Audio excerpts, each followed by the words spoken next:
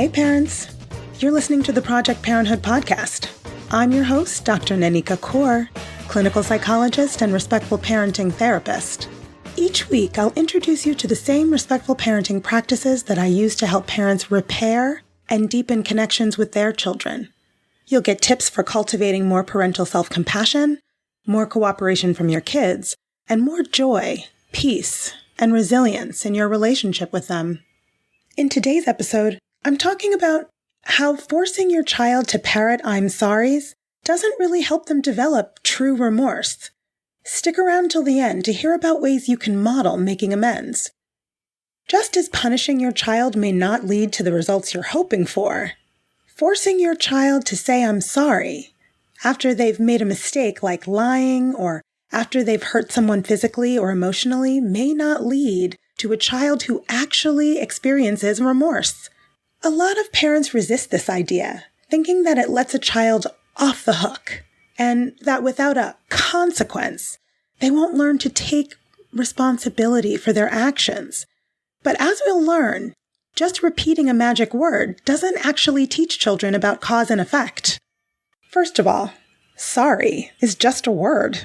Most parents can relate to the experience of being on the playground and witnessing a child do something like crash into another kid during rambunctious play, and then their grown-up comes running over and sternly tells the crasher to say sorry to the crashee. Perhaps the crashing child mumbles, "sorry," and goes back to playing without even looking back at the crashed into child who might be upset. So great, the kid said sorry. But did that kid actually take responsibility for having impacted another person in an upsetting way for them?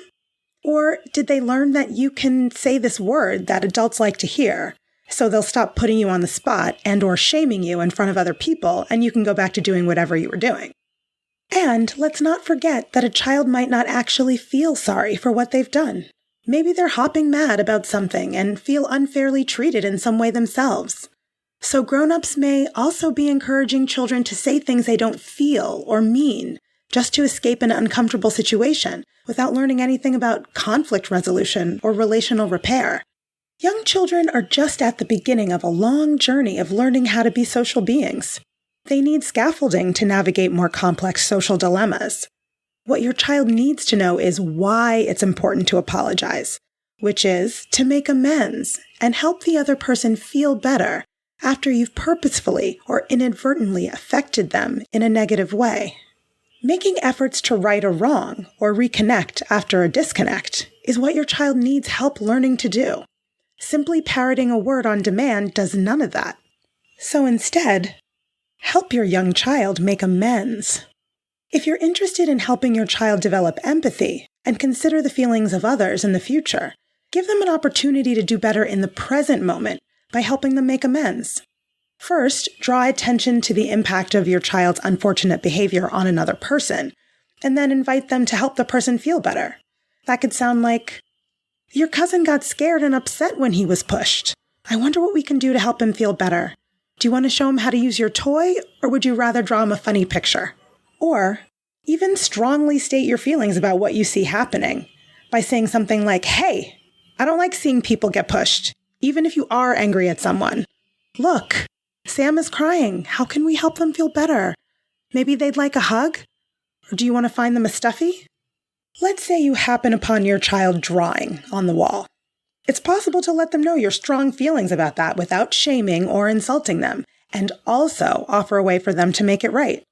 "Oh my goodness, I am really upset to see drawing on the walls. This needs to be cleaned off. Do you want to spray the cleaner or do the wiping?" After you help them make it right, put your heads together to make a plan for next time. Helping kids take responsibility for their actions includes coming up with alternatives to whatever action they took that ultimately didn't work for someone else. So let's say you're at the playground with your child and you see your kid angrily poke another child with a big stick before you can prevent it from happening. You could say something like, "Whoa, sticks aren't for poking people. Pearl didn't like being poked. That hurt. Now she's crying and has a scratch on her arm. She needs something to help her feel better. Can you bring a Band-Aid from our bag? Thanks so much, kiddo." Model asking Pearl if she's okay and offering the choice to put on the Band-Aid herself or perhaps with your or your child's help. Several hours later, when your child is feeling completely calm, you can acknowledge the feelings that led to the altercation and collaborate on a plan for next time. It's not easy to know what to do when you feel frustrated with a friend, huh? What can a kid do when their playmates aren't playing by the rules of the game? And then brainstorm some ideas together. And as you know, you're not going to become more skillful with helping your child make amends instead of forcing insincere sorries without practicing. Practice makes progress. This week, instead of making your child say sorry, model taking responsibility by apologizing for your own mistakes. Consciously and unconsciously, purposefully and unintentionally, you'll do and say things that impact your child negatively. When you notice you've done something that's hurt your child or caused a disconnection between you, have the courage to apologize to them. Show your child that there's a way back into your good graces, and that there's a way to set things right when relational disconnects occur. Don't sweep it under the rug when you've done something that's created an upsetting experience for your child, leaving them to deal with those feelings on their own. Once everyone's anger or upset has dissipated, circle back to your kiddo and start by acknowledging their feelings and yours. Apologize for your part in the conflict and invite them to help make a plan for next time. That could sound like, "We had a really hard time this morning, huh? You didn't like how I raised my voice with you? And I was really angry that we missed the bus and had to walk to school in the rain. I'm sorry I spoke to you like that. That's not an okay thing to do. I need to slow down and take a deep breath and use kinder words, even when I'm upset." How do you think a kid and a grown-up can work together to get to the bus on time in the mornings? We need ideas. Test it out and report back. Eventually, your child will develop the emotional and cognitive skills they need to say sorry from a place of remorse and really mean it. But first, they need to understand cause and effect, that their actions have consequences, and that sometimes what they do can hurt someone else. They need to be able to take another person's perspective and recognize what someone else might be feeling in order to feel bad about what they've done and want to make it right.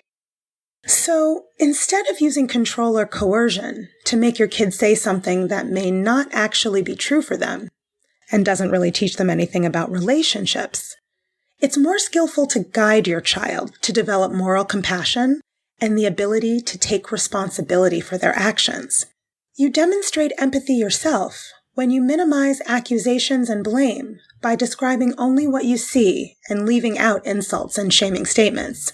You model empathy when you give your child options for or information about what needs to happen next to make things better and show them how or help them do it. You help your child do better in the future by letting them know that you understand how they feel and working together to figure out a more effective plan for next time. Remember that your child learns more about how to be in the world from what they see you actually doing in the world, rather than what you tell them to do. Make sure you're apologizing and making it right with them when you have missteps of your own.